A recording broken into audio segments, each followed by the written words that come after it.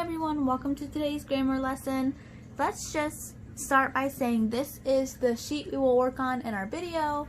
This is a sheet you can create your notes from or print off and write extra notes as we go. And the sheet on the bottom, highlighted in blue, is the guidelines for your written assignment, which we will also go over at the end of this video. Okay?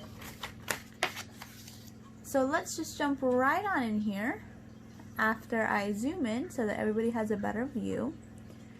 And recognize that what we're going over today are simply concepts that are a rule of thumb when writing in grammar. We are not trying to decipher between two words that mean the same thing. These are simply rules to follow when speaking and writing. Okay? So let's review our first concept. Never use off of. Off is sufficient. There was a little, I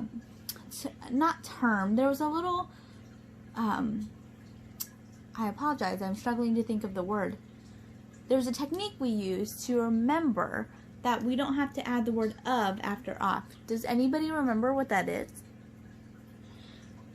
Well, if you said, because it already has the word of inside of it, you would be correct.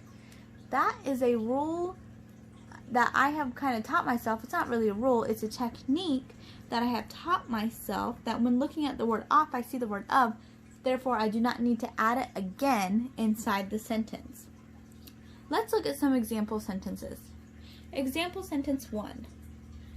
I asked if I could get off of the bench. This sentence is incorrect. Can you figure out why? It's incorrect because they added the word of after the word off. And this is not necessary. Off is sufficient on its own, so the word of can be taken out to correct this sentence. Let's read the sentence below. I asked if I could get off the bench. This sentence is correct and sufficient as is, meaning it's good enough or it's good. Let's move down to our new concept. I'm going to move the screen just a little bit because I'm running out of space here on my table that we are using. Okay, that looks good to me. So the next rule of thumb we're going to look at is between to and. But it's not all the time. It's simply with the verb try. When you are using the verb try, sometimes we tend to put the word and afterward. An example might be, maybe we're going to the car and we ask our mom, will you please try and grab my soccer uniform? Well, that would be incorrect. Let's look at why. Never use and for to after the verb try. The word and is a conjunction.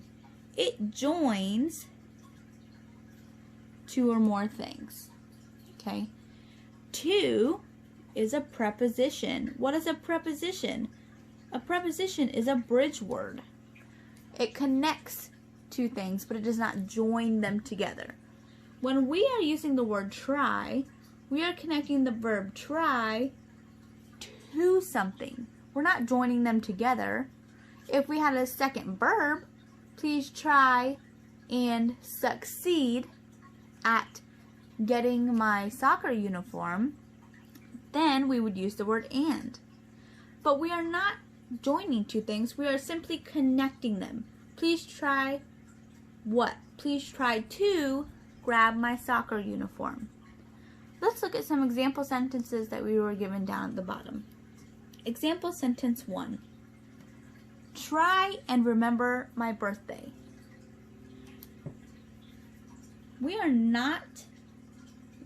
It is not necessary to join any words. So why are we using the word and?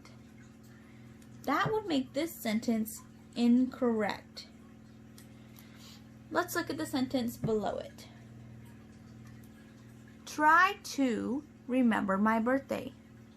This sentence is correct because the word to is bridging the word try and remember.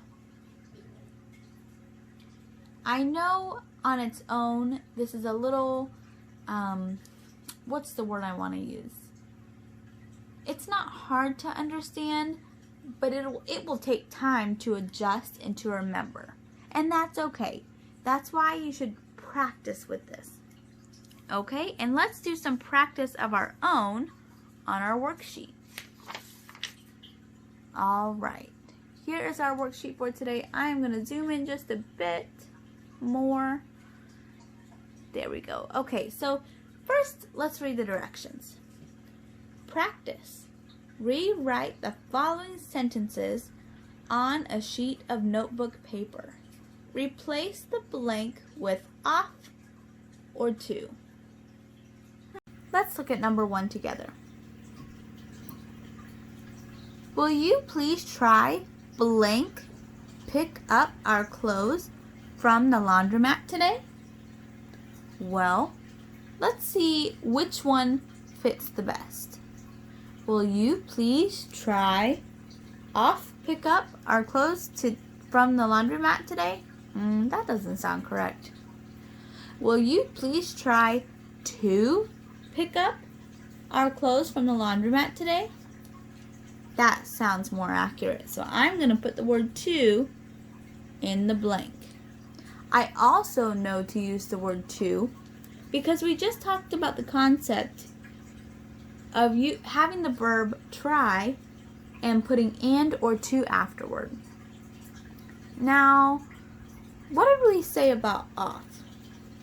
When we are typically using the preposition off, it's common to write off of something, but that is not necessary. Keep that in mind as you finish sentences 2 through 6.